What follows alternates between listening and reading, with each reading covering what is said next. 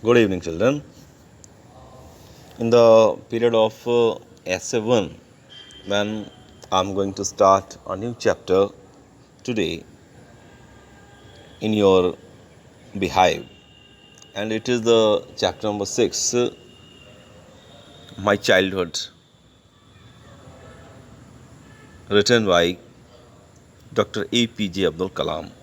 Students, you know very well that Dr. Kalam was the 11th President of India, and he was appointed the President of India in 2002.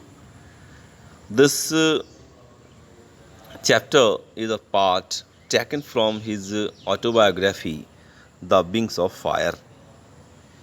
And in the chapter, he is sharing the experience of early childhood and how he spent his childhood in his family, and what is how he became a missile man of India. Whole story has given in this chapter.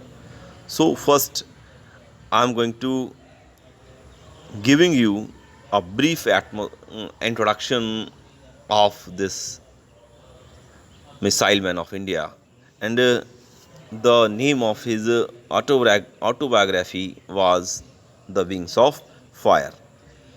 APJ Abdul Kalam, known as the Missile Man of India. APJ Abdul Kalam was born on October 15, 1931 in Rameswaram, Tamil Nadu. He served as the 11th President of India from 2002 to 2007.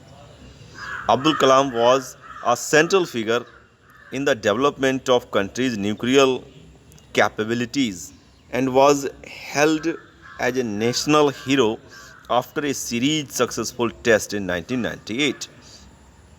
Widely referred to a people's president, he returned to his civilian life of education, writing, and public service after a single term. He was a recipient of several prestigious awards, and among his numerous awards were two of the country's highest honor, the Padma Vibhushan in 1990 and the Bharat Ratna in 1997.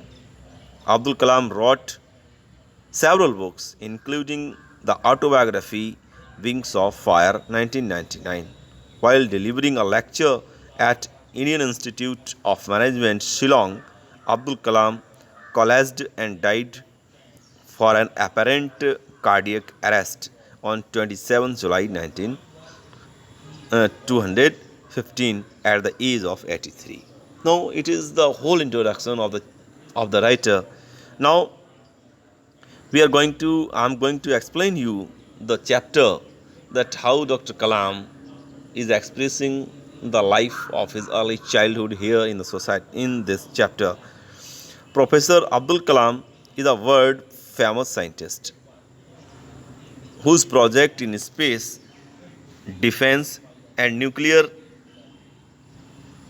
defense and nuclear technology guided India into the 21st century. My childhood is an extract taken from his autobiography, Wings of Fire. This autobiographical account of childhood embodies the terms and harmony of and prejudice, traditions and chance. He shared his childhood experience with us in a simple, honest manner. We also come to know about India's social, economic, and political aspirations prevalent in those days when the Second World War took place. Now, Dr. Kalam was born in the middle class family of Tamil Nadu in Rameswaram. It is an island town which at the time was the former Madras state. As student, I have explained you in the class that Tamil Nadu at that time was the part of the Madras state. His father, Jalaluddin, was neither formally educated nor did he possess much wealth. ना तो ज़्यादा educated थे उनके father और ना उनके पास ज़्यादा wealth थी. But he possessed an innate wisdom and a true generosity of spirit. While his mother Ashiamma was very generous in feeding the guest every day. One to these tall and handsome parents, Professor Abdul Kalam was short, statured with ordinary looks. He was very ordinary. He has the very ordinary personality.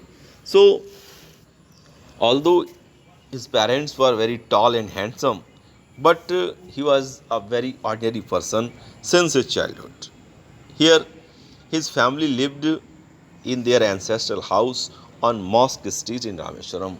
उनकी family जो है mask street मस्जिद वाली गली में रामेश्वरम में रहती थी, जो घर उनको उनके बाप दादा से मिला हुआ था. This house of brick and limestone was built in the middle of the 19th century, and this was the old house which was built up in the middle of the 19th century. Abdul's father was a man who avoided luxuries and unnecessary comforts. His father was against the luxuries and comforts of life. What all necessities were provided to the family. His father always provided all the necessities to the family. That's why Abdul felt that his childhood was very secure. That's why Dr. Kalam always felt that his childhood was very secure in the care of his father, both materially and emotionally. He was emotionally touched to his father as well as his mother. At the time, Dr. Kalam was 8 years old when the Second World War broke out. When in the year of 1939, when the Second World War broke out, at the time he was only 8 years old. The demand of tamarind seeds had increased considerably during those days, and the demand of tamarind seeds यानी इमली के जो बीज थे, tamarind means इमली, उनकी demand एक साथ बढ़ गई. By selling these seeds in the market, he would get 1 आना for a day's collection. वो इमली इकट्ठी करते थे, इमली के बीज, और उनको बेच देते थे मार्केट में. That's why he always made some earning of 1 आना. This area being isolated. Now, this area was being isolated, was unaffected by war, although it was not affected by war. But when India was forced to join the Allied forces, but at last when we were under the slavery of East India Company, so when Britain have joined become the part of World War, then we were also become the member and was affected Allied forces, and a state of emergency was declared, and the emergency was declared by the British government in our country also. The train stopping at Rameswaram was suspended. Rameswaram में जो train रुकती थी उसका जो stopping थी वो suspended कर दी गई. Now the bundles of newspaper were thrown out of the moving train. Now the bundles of the newspaper was thrown out a moving train. Abdul Kalam helped his cousin Samsuddin. Dr. Kalam helped his cousin Samsuddin, who was a newspaper distributor in Rameshwaram, to catch these newspaper bundles. Abdul Kalam thus earned his first wages with a surge pride, and by the distributing newspaper in Rameswaram during the Second World War, he earned some money, some wages. It was his first wages. Abdul Kalam inherited honesty and self-discipline from his father. Honesty और self-discipline उन्होंने जो है अपने father से मिला था. While he inherited the qualities of having faith in goodness and deep kindness from his mother. अच्छाई और दया उन्होंने अपनी माँ से प्राप्त की थी. He had 3 close friends in childhood. बचपन में उनके 3 बहुत सी क्लोज फ्रेंड थे. Their names were Ramnath Shastri, Aravindan and Shiva Prakashan और शिव प्रकाशन. All these boys were from orthodox Hindu families, but growing up none of the friends felt any distance from among themselves. But it was their friendship that they never felt any type of discrimination among their in their friendship. That's why, and tomorrow we will carry on the chapter. Okay, students.